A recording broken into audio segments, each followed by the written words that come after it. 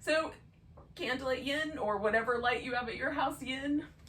And it's that time of year here on this part of the planet where it's dark again at this time of night. So whatever it is, just make it cozy. I have a couple of, I have a pillow, I have a blanket, I've got some other things within easy reach as I like.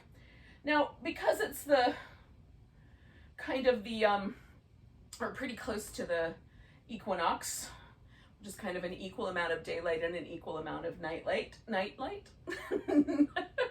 non-daylight. We're going to, that was fun. In any case, we're going to do a lot of kind of left side, right side stuff tonight, and then we'll do some stuff that meets in the middle, which is pretty normal. But just I've kind of extended that out a little bit. So we're going to start with a child's pose. And we'll do a kind of a little lean to one side and hang out there for a minute or so, and then we'll do a little bit of a lean to the other side. If you want, you can make it more than a lean. It can be like a twist. You can put one arm underneath the other. So I'm gonna do just a lean, but you could do the other. Now, that being said, if child's pose is not your jam, and a lot of people, for reasons like knees or the tops of the ankles or the hips or whatever the reason might be, you can start in any other pose that you like. If you want to start just lying down on your back, you could do a butterfly, you could do anything that will work for you. And then just when I change to the next pose, just join me there. Now, to make child's pose a little more comfortable for myself, because we're going to hold it for a little while, about 4 minutes or so, I am going to put a blanket down under the tops of my shins. And when you put a blanket down, you're going to put it under a bony surface. Make sure you smooth it out. Any wrinkle in the blanket is going to be like the princess and the pea. And it will feel like you cannot rest. Okay, and then I'm also going to use a pillow just so that it sort of levels me out a little bit, because my hips don't go all the way down against my heels. So if yours do, you won't have that issue. And a pillow may not be necessary or wanted. You can also build up like a little layer of pillows if you like. So to start with here, I'm just going to kind of wobble. My head is turned to my left, and I'm going to wind up kind of leaning in the opposite direction of the way my head is turned.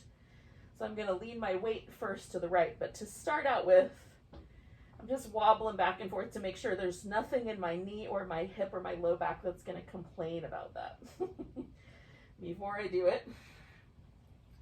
Okay, so now I'm just letting my weight sort of rest slightly heavier on my right side. I've got my head turned to the left. My left side feels light. Again, an alternative here would be to thread your right arm underneath you and do a bit of an upper back twist instead. We'll stay for a couple minutes.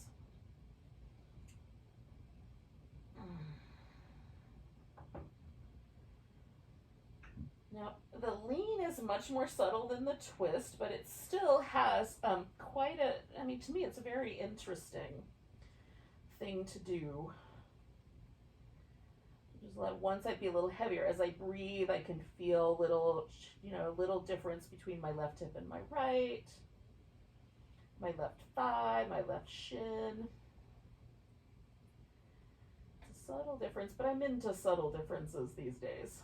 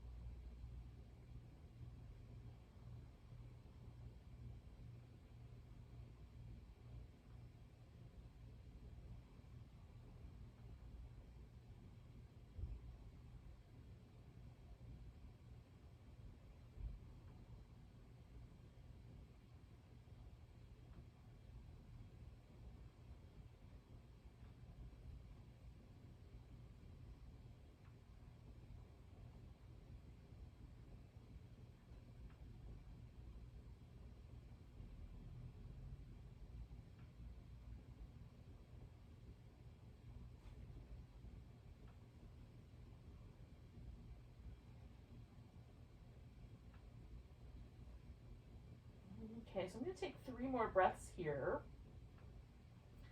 Then I'm going to do the other side. I'm going to turn my head the other way. I'm going to lean the weight the other way. And you may want to come out of your twist and kind of pause in the center and move your shoulders or move around a little bit before you do the other side. So I'm just going to come to the middle with my weight. Just make a note of how different that is in my neck and everywhere else. And then I'm going to turn my head the other way. Give it a little bit of a wobble before leaning over into my left side.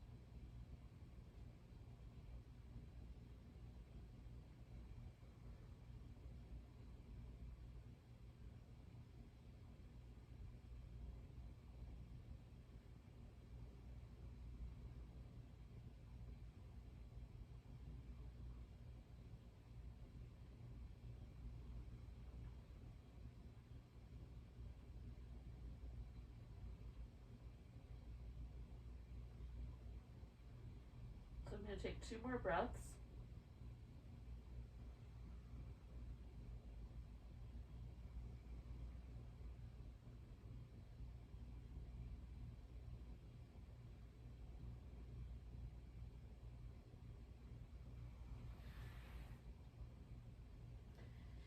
And I'm coming back to the middle.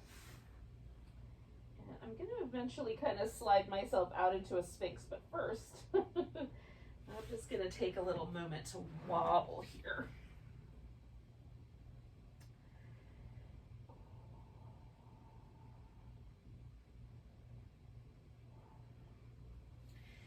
Okay, so before I go into my Sphinx, I'm going to move my blanket out of the way. You may want to keep the blanket for under the front of your pelvis or something along that line. Now, I'm going to basically just do like a little crocodile. I'm going to stack my arms, rest my forehead here, do a little movement in my legs, and this is where you would join us if you were doing a different pose, because the child's pose was not your jam.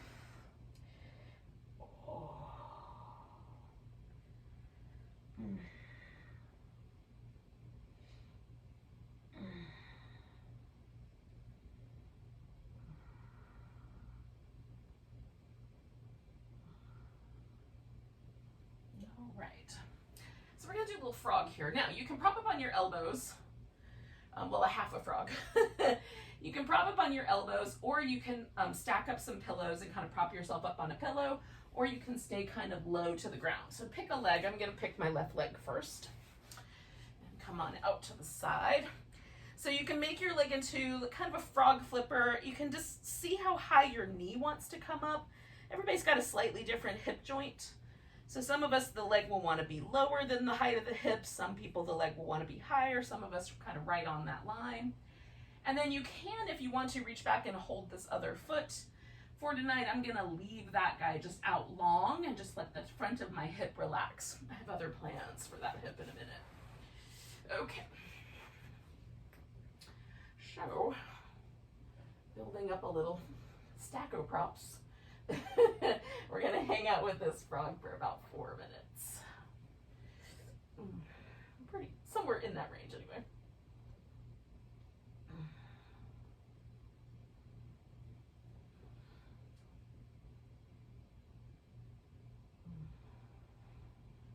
Now some of us may find that our hip joint wants us to lean a little bit to the long leg side. That's fine, however much that needs to happen. For me, it kind of slowly softens, and I might get my leg a little higher, a little further out, or I might not. Some days there's very little change. Everything is much slower.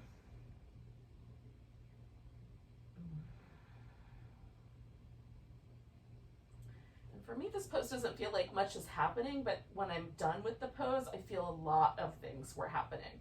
It just works on a really subtle level, kind of in the deeper tissue of my hip. It doesn't have as many nerve endings, so I don't have as much of the sensation as I do with, let's say, like my hamstring stretching or something like that.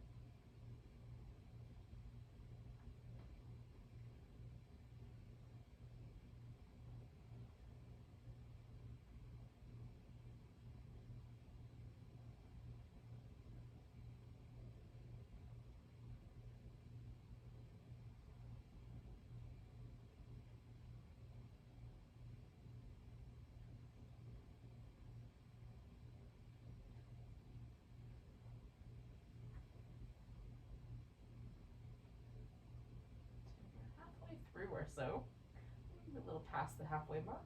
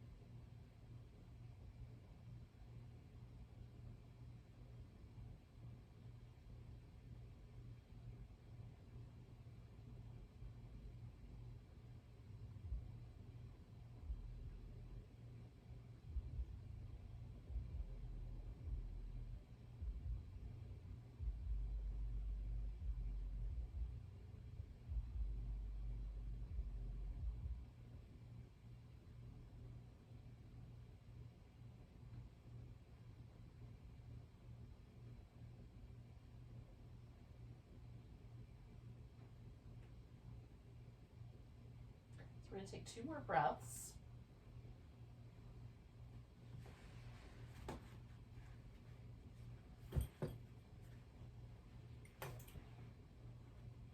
Now, to come out of here, I'm going to lean towards my right side and get my left leg straight out. I'm going to roll onto my right side to start out. And while I'm there, I can give that left leg a little rinse. A little movement. I'm just kind of pivoting it right there, just pivoting in my hip socket right there. A little internal, external rotation. I'm going to do that a little more rapidly. Now, that leg I'm taking over the top here, and you could potentially reach down and grab your foot. That doesn't work out for me, so I'm going to lasso my foot with a strap. And then I'm going to grab the strap instead. Okay, So this is the cat pulls its tail. Now you can stay laying on your side for the cat pulls its tail. You can stretch that leg out. You could even, if you've got a mind to do it, you could even grab hold of that big toe with your other hand and hang out like that. Now I'm gonna roll my upper back onto the ground. So there's a little bit of a twist in my upper back, right? So I didn't do the twist with the child's pose. So this gives me a little twist with my upper back. It gives me a little resistance against my shoulder. So that's kind of, this is the choice that I made. Now, if you did the twist with the shoulder and you still want to do this, you can. Like, there's no wrong way to go about this practice. Do your thing. Oh. Then we're going to stay with this guy for around 4 minutes as well. Give or take a few seconds now that we're here.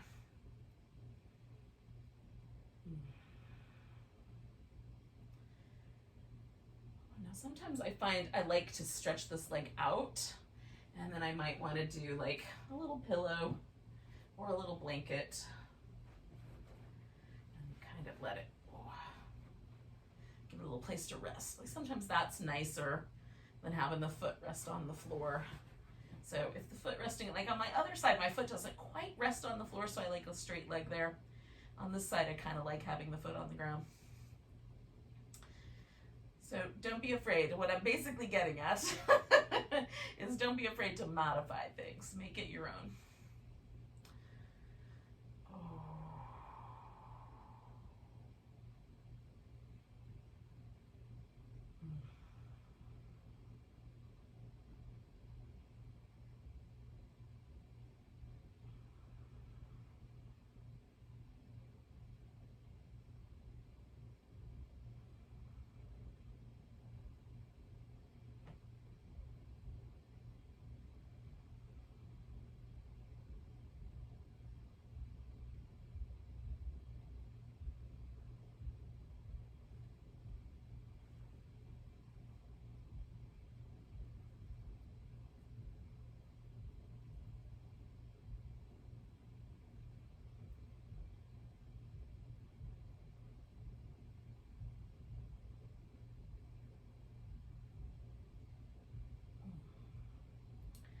Now yogis, we're about halfway, a little over the halfway mark here. Just shy of a minute left.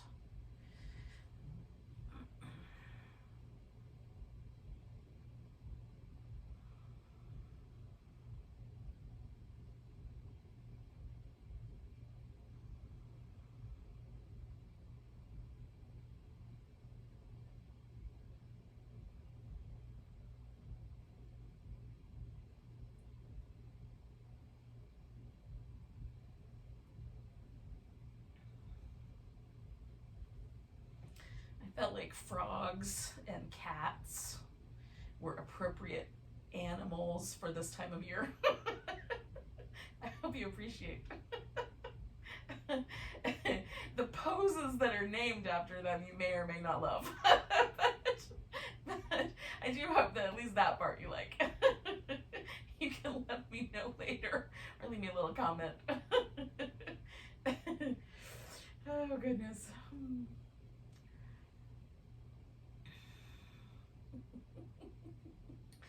We're making a stew here with our hips. We don't have any eyes of newt, so there's no pose named after newts, but we've got a frog and a cat. That'll work. So I'm gonna take a nice big breath. Now I'm just gonna let go of my foot, and then I'm gonna straighten that leg out. And then I'm gonna lay on my back for a moment and shake everything out, and then I'm just gonna flip over like a little pancake, and we'll do the other side.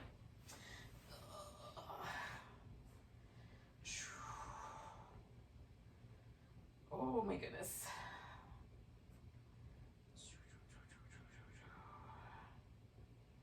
I've recently become aware of these tiny round pancake that they have both in Denmark and in Japan. Now they're very different flavor-wise. The Danish ones tend to be sweet. The Japanese savory, involving usually octopus. But I love the notion that these two cultures on opposite sides of the planet both have round pancakes. These little griddle cakes that you make in round a circular, semicircular pan. As you get little balls of pancake. Now I want one of the pans to make them. I will put off this want, but it is definitely a desire. Speaking of pancakes, all right, so we're flipping upside down. Whether you're round or flat. I certainly resemble the Danish pancake more than the other. Okay, so starting with the frog on the other side. Kind of finding your way in. And then we'll settle in.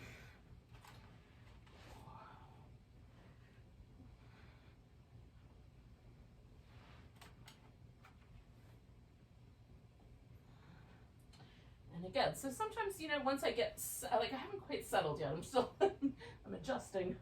But once I get settled, then I want to let my body relax. And if I can't quite relax, then I readjust and try again.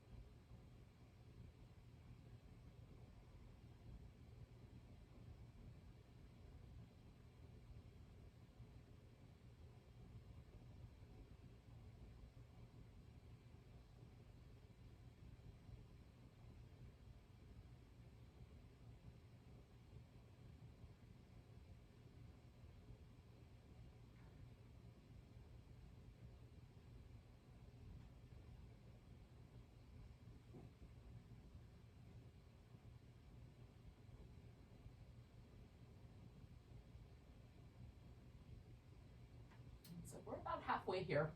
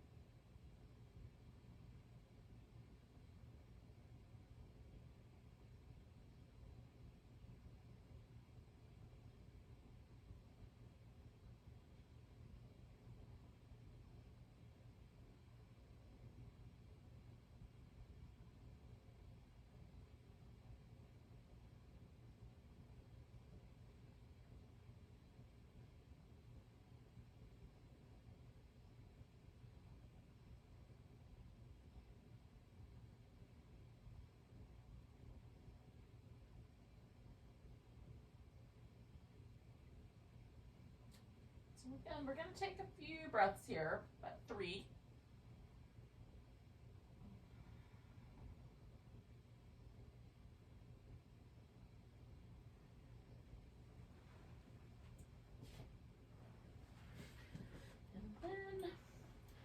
gonna roll to the long side.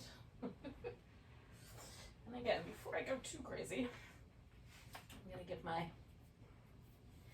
right leg a little bit of movement here.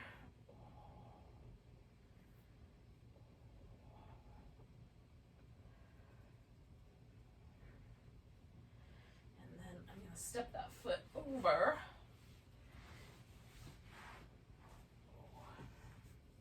And reach back for my left foot.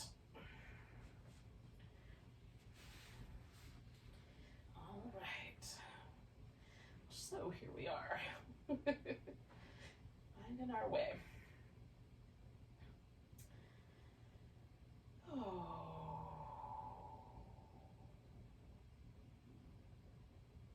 So settle in and breathe.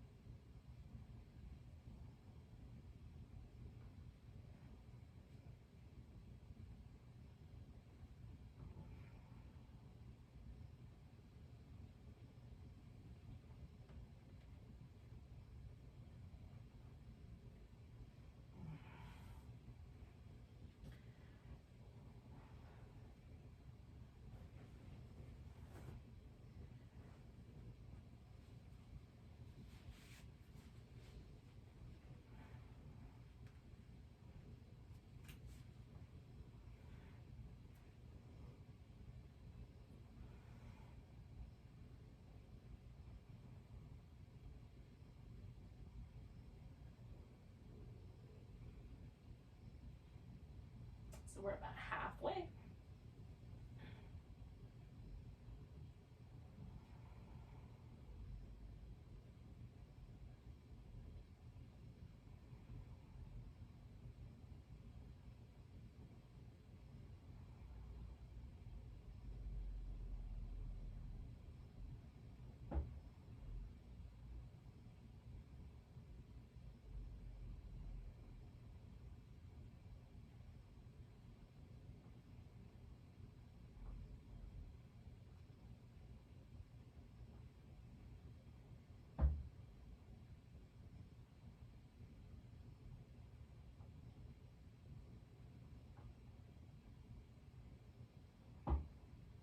Sure, you've got a nice rhythmic breath happening. If your mind is kind of wandering around, you can always come back to just noticing the breath.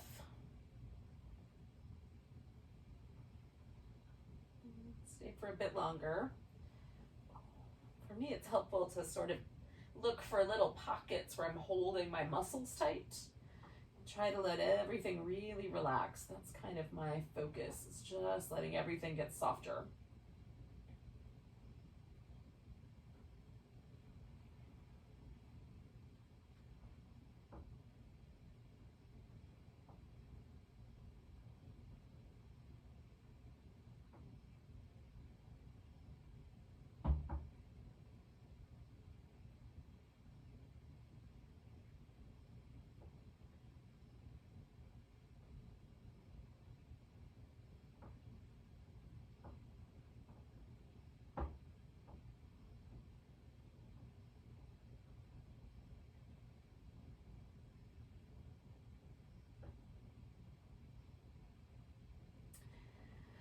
so I'm going to take one more big breath here.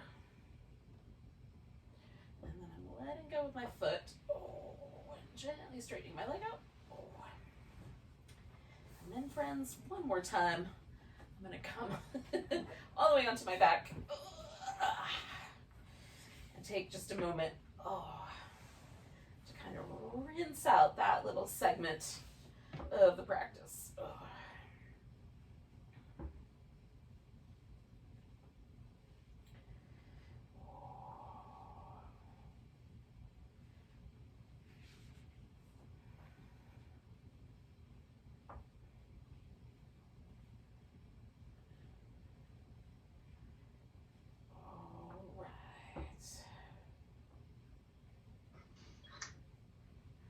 Happening out there, yogis.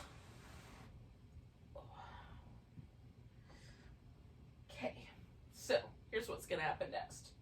I'm gonna get myself back over onto my onto my front side. I'm gonna do some cat shapes, and then we're gonna do a lunge, which in the world of yin is referred to as either a dragon or a lizard. It's basically the same thing. It's just a matter of scale. Now, your lizard, again, you can put support underneath your knee or whatever works. Your lizard can be kind of low to the ground, or you can have your torso up high. So that's up to you. I'm going to start out kind of high up,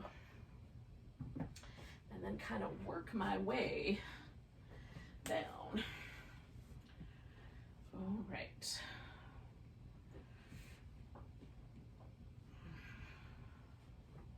And I may decide I'm going to tuck my toes under on my back foot, just for extra fun.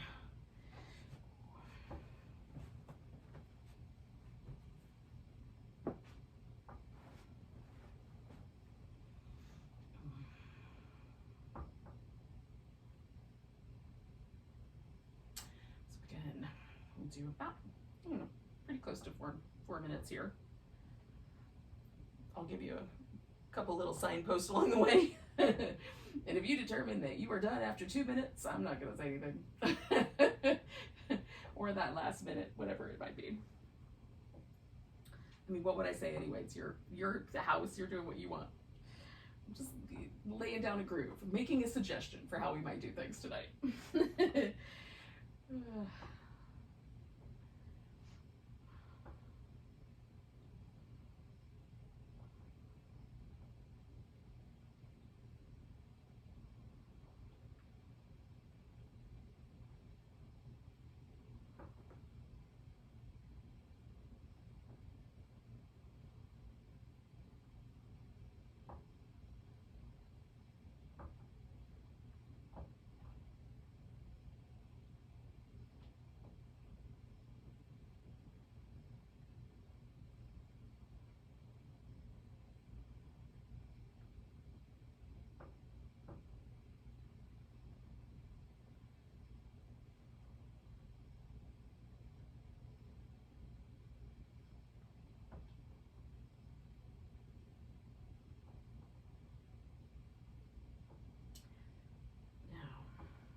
Approaching the halfway point. Well, actually, we are at the halfway point. So what I'm going to do is I'm going to get myself as close to the ground as I can possibly get without causing any trouble for my hips. And this is the hip that I caused trouble for, so I'm just feeling that out. No trouble, man, no trouble.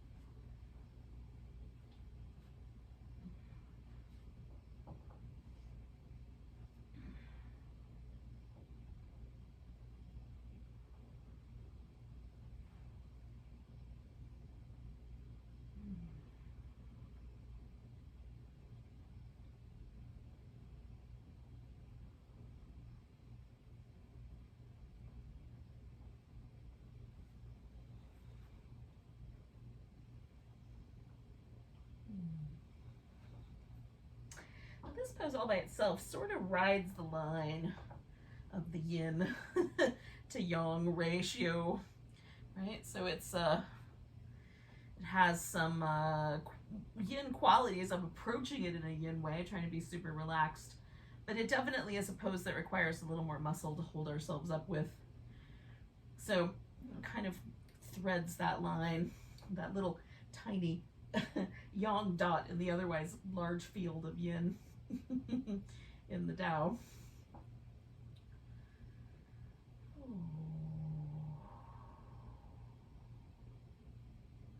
So we just have a wee bit longer, but again, this is that, point where in that last minute here, a little less, that you could decide you are done.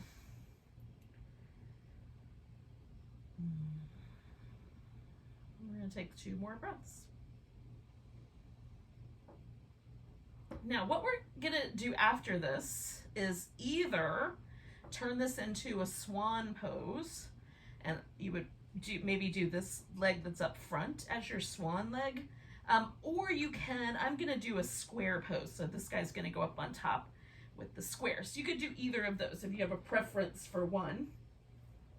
I'm going to back myself up enough to get myself seated. And then, with the swan, like you might go back to like a down dog or something to sort of give yourself enough room to step your swan forward, or you can just slither into it. It's the slithery time of year, so that would be appropriate.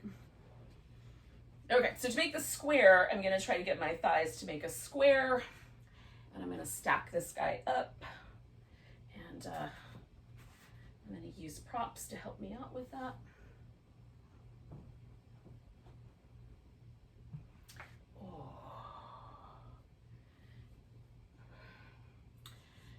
So it kind of targets for me this outer hip, external hip rotator area kind of under the glute, so, which is similar to this one. Not exactly the same, but very, very similar.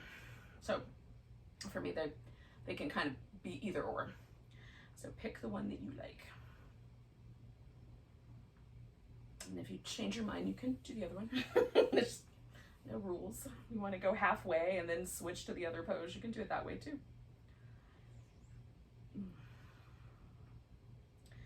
The primary thing is to get in the pose and then relax, right? To approach it with a yin kind of mind frame, which is this letting go sort of mind.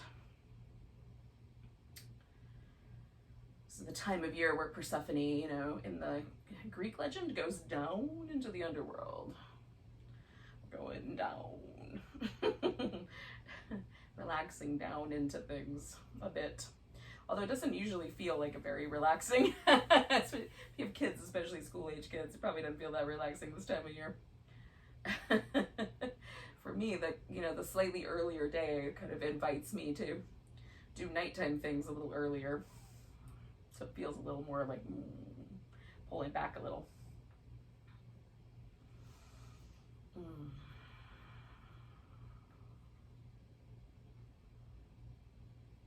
My favorite story is it's Babylonian, I think, in origin, which is the story of Inanna and her sister Ereshkigal. I may be mispronouncing those names. Just the best remembrance that I have of their name pronunciation. So Inanna is the goddess of light. She's the shiny one, the pretty one, the one that everybody likes. And then she's got a twin, Ereshkigal, who is the queen of the other side, right, the other world. And she's, dark and mysterious and complicated and messy and, all those things. Feels underappreciated. But in this story of this time of year, she's celebrating her wedding. She's having a wedding. She's getting married to her lovely fiance, who will become the, god of the underworld, maybe? I don't know how that works. King, consort, whatever it might be. But she pointedly does not invite her sister to the wedding. See, this is where all the conflict begins. We're halfway, by the way. So she doesn't invite her sister to the wedding. And it's the party of the century, dude. It's gonna be a big party. Everybody else is going. All the gods are going.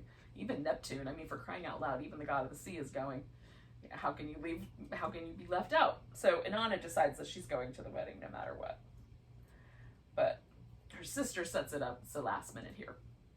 Her sister sets it up so that there's 7 gates that every party guest has to pass through. So that no one who isn't invited can get through, right? You have to go through these 7 different gates. She's got gatekeepers, she sets them all up, and she tells them all explicitly, do not let my sister come through these gates. And thus begins the challenge, the quest, the hero's journey, if you will, of the lovely Inanna into the underworld. I'll tell you part 2 when we get to the other side. Stay tuned. So we're gonna take a nice big breath. And I'm gonna float up and all the way back as far as I can go without running into the furniture. And then I'm gonna free my legs. Oh. And I'm gonna take a moment, like about a minute or so, and just do these little movements, settle, maybe get a drink of water, that sort of thing. Maybe if you have some tea or something, you can get a sip of tea.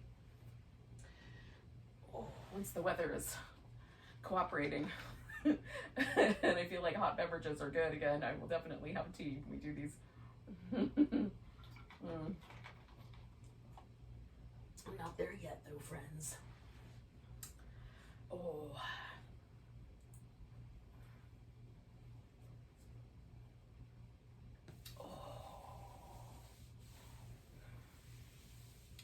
Now, I do like kind of somewhere in the middle, and you can lie down on your back, you can do whatever you want in order to just kind of feel this out. But I like to see, like, do I feel some differences on my left hemisphere and my right? So we just did 2 poses on one side, basically. And am I noticing any differences?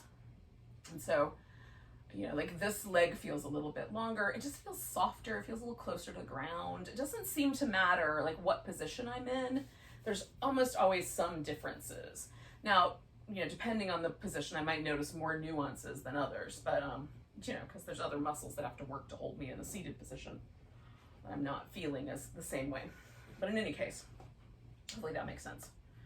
So, friends, we're gonna do the other side of our lunge if you're ready. If you're not, hang out for a little bit, and when you are, come around. Okay, so I did my left leg forward last time, right? Yep, and so I've got to do the right one.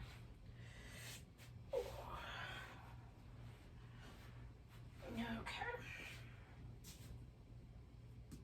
So,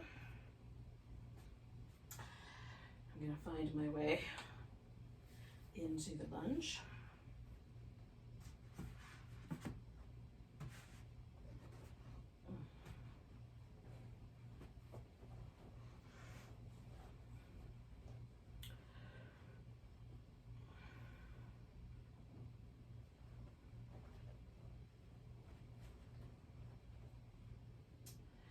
Now, lunges can be, you know, again, there's kind of ride that line. So if there's any discomfort in your knee joint or anything like that, you can definitely change things up. Add a little more padding. I find that if I put the padding under my shin bone and sort of leave my kneecap slightly forward of the blanket, that actually is really nice. Sometimes it feels a little wobbly, so you might have to kind of stack it up just right so that it feels a little supportive and not precarious. But if your knee complains at all, that might be the way to roll.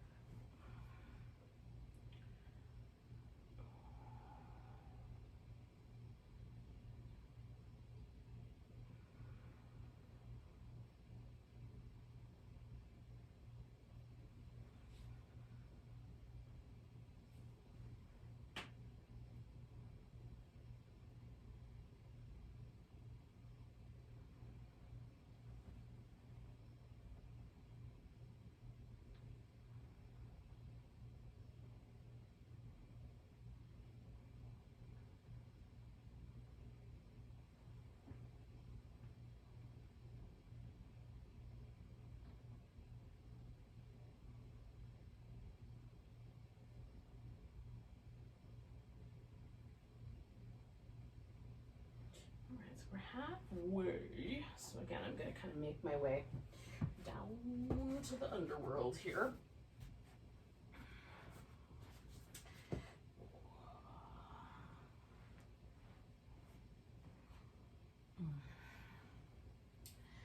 All right, so our friend, when we left her, Inanna was not invited to the wedding, and she was expressly forbidden by her sister to show up, and I think it was organized so that there was no way she was going to come, right? She's not getting past these 7 gates. Well, Inanna's a clever lady, and she wore essentially 7 garments, 7 adornments. So she gets really dolled up in all of her finery. She's got all kinds of delightful things on, her son regalia. And she goes into the underworld, and she hits the first gate, and the guy says, yeah, we can't let you in. Like, there's no way you're getting past this gate. And she says to him, well, what if I were to give you my sun necklace, right? And he's like, oh, all right, yeah. So she takes off her necklace and hands it to the guard, and through the gate she goes. She gets to the second gate, and the guy says, I'm sorry, I can't let you through. There's no way I'm letting you through. Your sister's really mean. And she says, well, what if I were to give you my sun bracelets? And he's like, oh, all right. So she takes off her bracelets, she gives it to the guard. He lets her through. Gets to the third gate. Guy says, no. She says, what if I gave you my sun cape? He's like, oh, okay. So she takes off her cape, gives it to the third guy, goes to the fourth guy. He's like, nope, not letting you in. She says, what if I give you my sun sandals? He's like, oh, all right. So takes off her sandals, hands it to the next guy. She gets to the fifth gate. And the guy says, you can't come in. She says, what if I give you my sun dress? He says, oh, yeah. Takes off her dress, hands it to the guy. So she gets to the 6th gate. The guy says, I can't let you in. She says, what if I give you my sun undergarments? He's like, yeah. So she takes them off, gives it to the guy, or whoever's guarding the gate. Might be a dragon, who knows.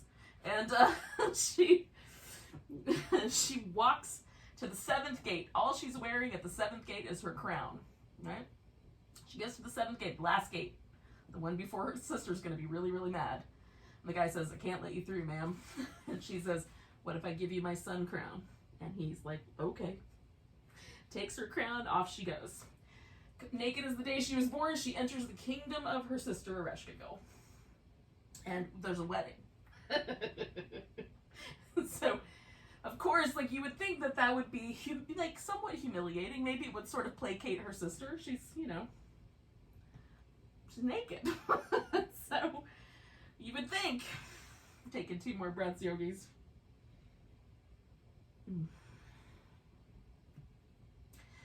All right, so I'm coming out, and again, you can go into your swan if you did the swan last time. Or maybe this is going to turn into the square pose, whatever you did last time.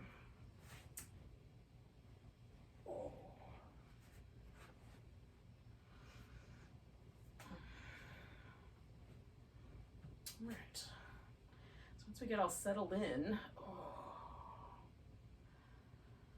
I'll finish my favorite fall story. But give yourself a moment to notice the body, relax.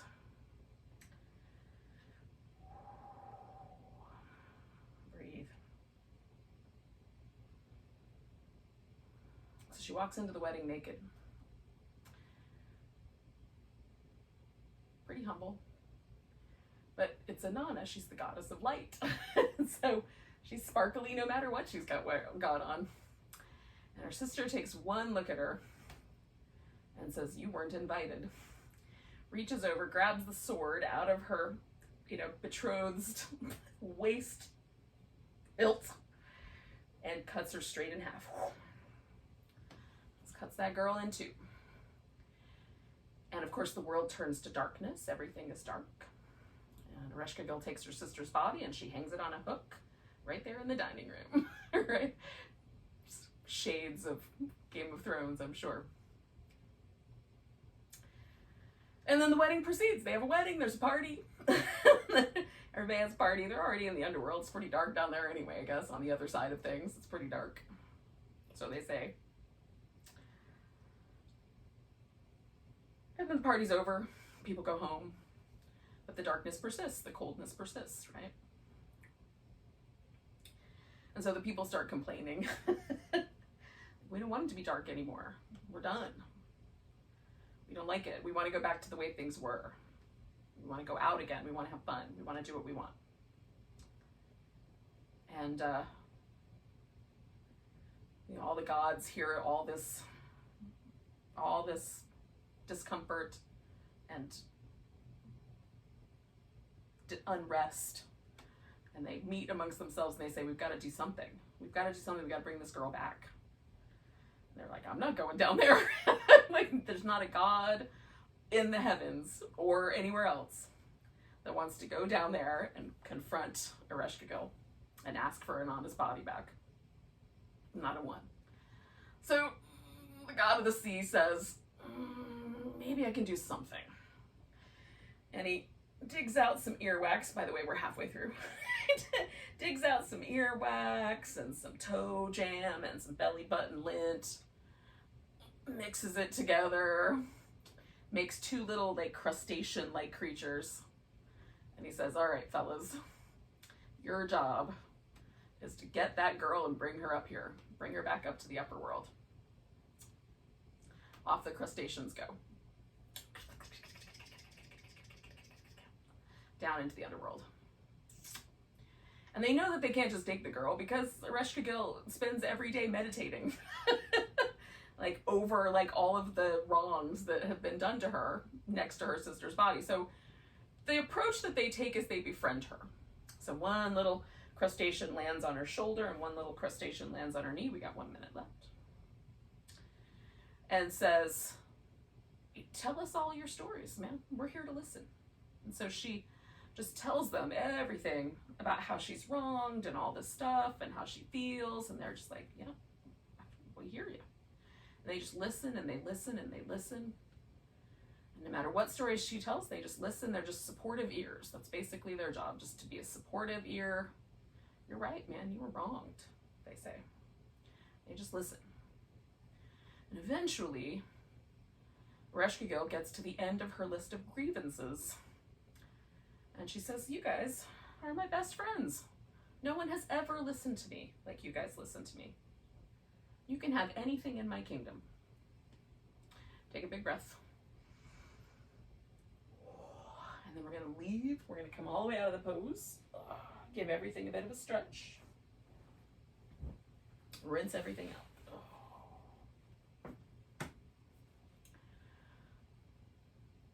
So the crustaceans know what they're there for. And they say, can we have that meat hanging on that hook? She's like, it's yours. So they take her down off the hook and they drag Inanna back through the first gate, and they get her crown from the guy. He's sleeping now. He doesn't need to guard the place. And they go to the next gate and they get her skivvies, and they go to the next gate and they get her sandals, and they go to the next gate and they get her dress, and they go to the next gate and they get her bracelets and her cape and her necklace. And they bring her back up to the upper world. They put all of her stuff on and they wait. Nothing happens. Nothing happens, y'all. All right. So we're going to take our legs out in a V. If this is a problematic pose for you, you can do one leg bent. And then when we do the other side, you can do the other leg bent. Okay? You can leave both legs straight, or you can have one leg bent on either side. So I'm going to turn to one side. And I'm just doing a twist here. So I'm keeping my hips mostly stable and just turning in one direction. I'm turning to the left first. I've been doing left sides first all night. So I'll continue in that vein. Oh, so they realize they've got to do more. So they think, okay, we know. So they make a dough. They make bread. And they cover her completely in this bread dough. And they bake her. They bake the dough. And when the dough is all beautifully golden brown, they break the crust on the dough and open it, and up springs Inanna, the goddess of light. Saved by carbohydrates. And she takes over her job, and sun returns and spring returns to the land, and oh, there was much rejoicing.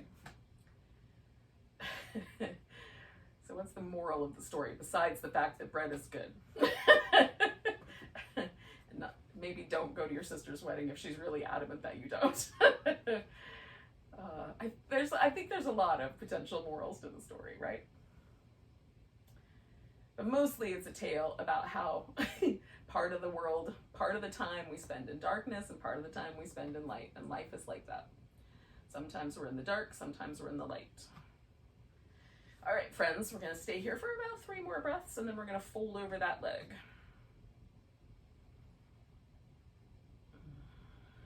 Now you can fold sideways if you want to do a side bend, that would be nice. Or you can fold forward. So it's up to you. Now I'm letting my legs get really relaxed. So all the muscle is relaxed. I'm just letting myself lean into that. So I've got a little inner thigh stretch on this side. There's a nice kind of back, there's a stretch in my back. It's a little more kind of around the kind of lower back side, a little less on the side of my waist because of the direction I'm turning in, but it's just flavor.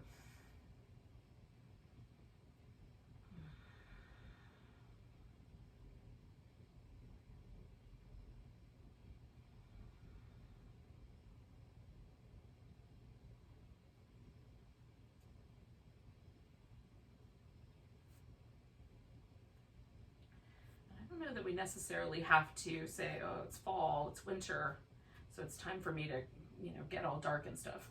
I'm not sure that that's true, but I do think that sometimes it's interesting to take cues from nature about how nature takes care of herself. So this is the time of year where there's the biggest abundance, right? There's all this food that the earth has produced for us.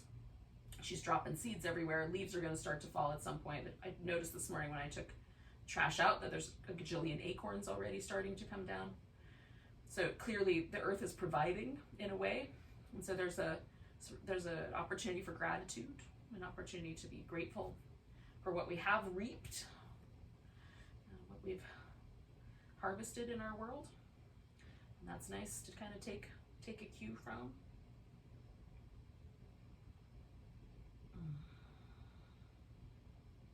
So we're gonna stay for just shy of a minute here. More than 30 seconds, less than a minute.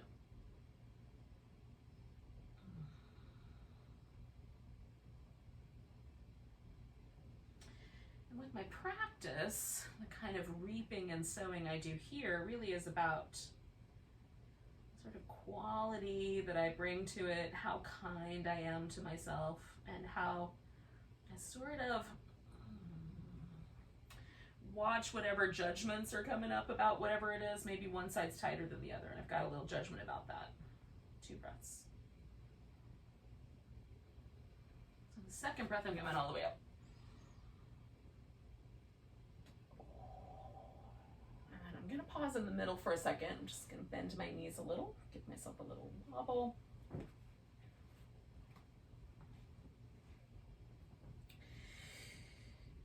And then just going to do the twist again, the other direction. So again, you can have one leg that's bent and one leg that's straight if you like. You just switch which side is bent. Okay, so that's it, just a twist. To begin.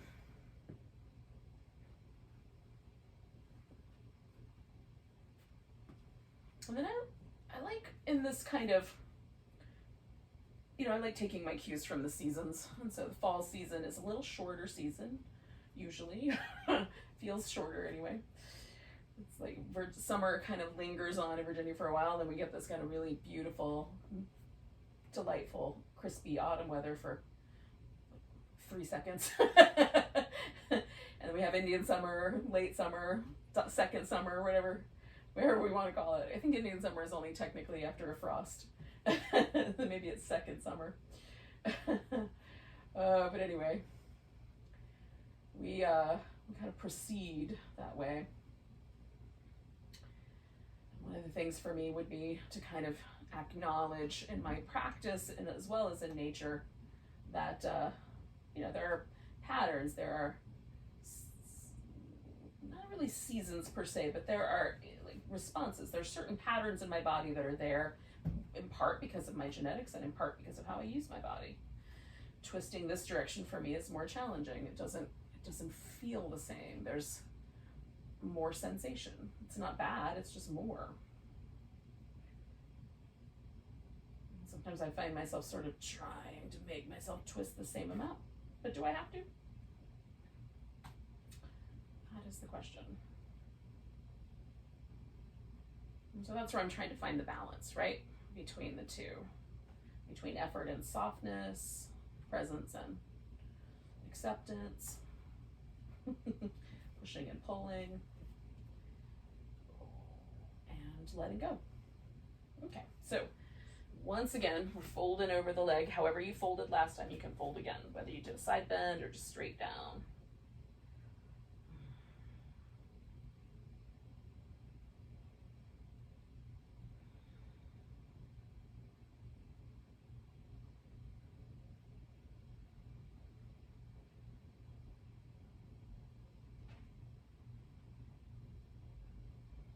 One of the things that's been interesting to me about the whole pandemic and practicing in the pandemic, I have a lot more time to myself to practice every day, is that I'm finding these really interesting, really subtle sensations, really subtle kinds of ways that my mind works outside the practice, but I'm becoming aware of them quite often inside the practice.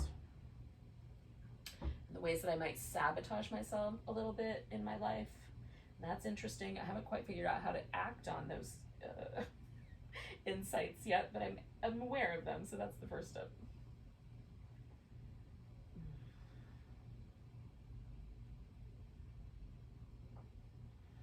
So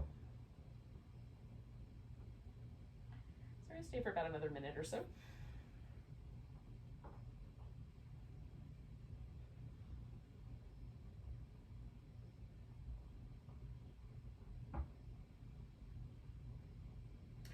Now, in a minute, but not yet, we're going to do the first real symmetrical pose that we've done tonight, which is kind of right in the middle. I'm going to keep my legs in the V and fold straight down the center. For some folks, it's hard to do that. The pelvis doesn't really want to cooperate. So you might bring your feet together and do the butterfly version instead. And then the last option would be to do, instead of doing the forward bend, is to do like a legs up the wall or legs up the chair where you've got the V shape with your legs. So I'm going to take a big breath, hold that in, come all the way up, and then I'm going to come to the center. I'm going to bend my knees a little bit, just give myself a moment. And there's a point where I just feel myself softening back to the middle, and that's when I'm going to fold forward. So this is also, could be the time where you kind of get yourself organized so that your legs can be up on the chair, up on a couch, a chair, bed, whatever you might want to do. I don't know what furniture you've got in your space. Or a wall, if you've got a wall. Okay, so I'm going straight down the center.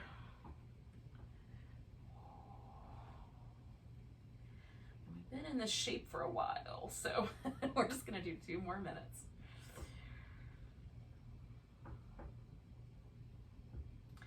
Now, if you're doing the legs up the wall, you can also turn that into a final relaxation version of that, or just stay a little longer. That's up to you.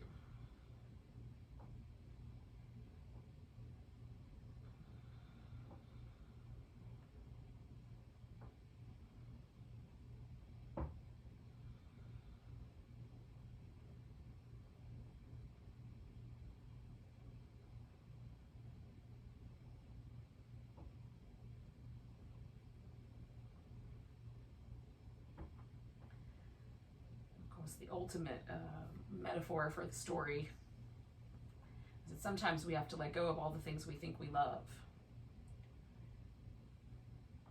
before we can start again in a new pattern, in a new place.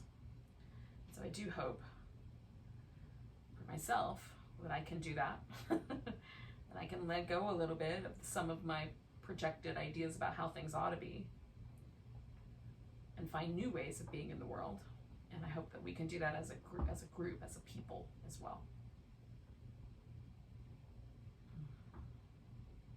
And treat each other with more kindness and more understanding as we go.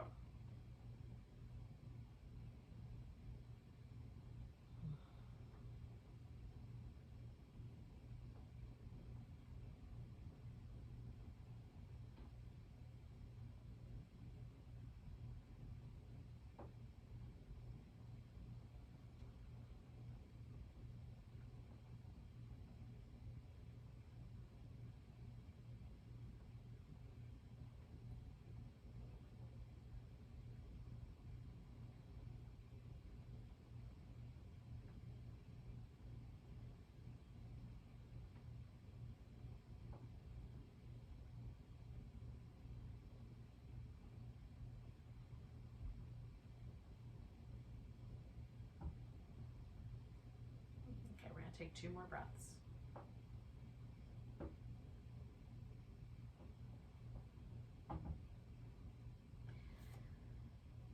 Now for me, I'm going to come out, I'm going to bend my knees. Eventually I'm going to roll myself down onto my back.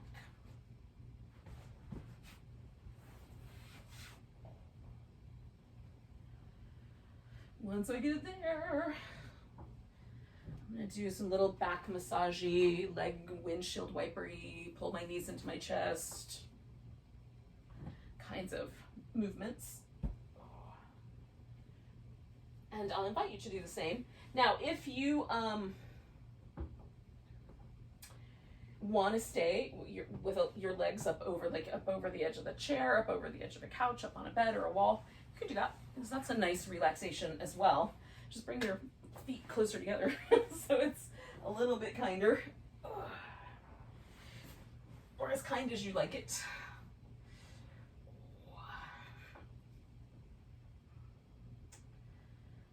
And then the final relaxation is a chance for us to do a really simple shape with the body, and usually corpse pose, but it could be, the other shape as I've already described.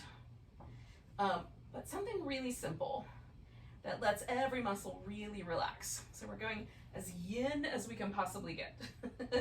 So I've got this pillow here so that my hip flexor is completely soft, which makes my lower back happier.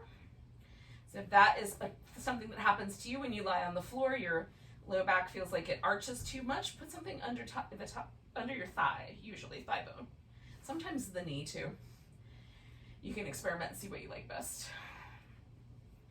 And then the low back is a little bit more neutral, a little smoother. Now, you can do the arms out wide. I'm going to go for something that's sort of wide, but kind of somewhere in the middle, not hugged up against me.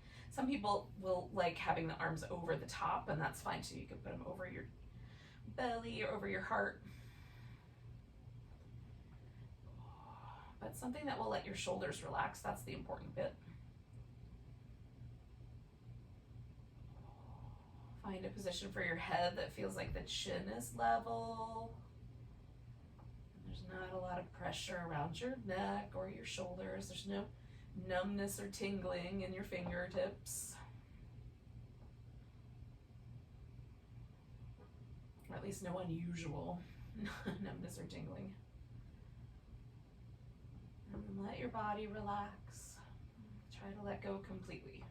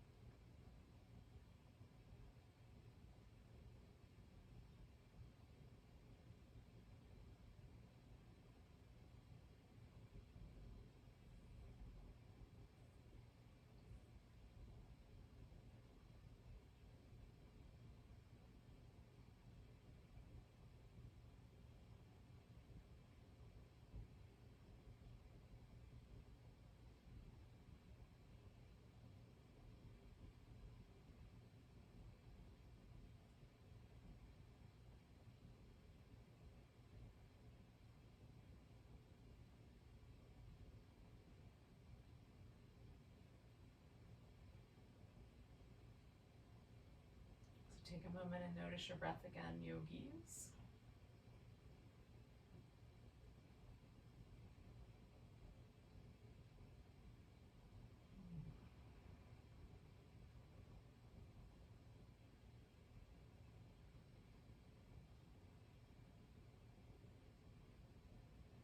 Take a big deep breath all the way down to your little tiptoes. Let it go with a big deep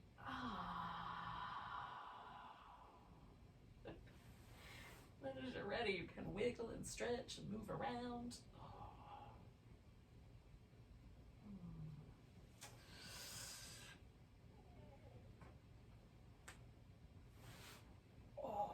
Eventually, we'll come back to a seated position and meet up again.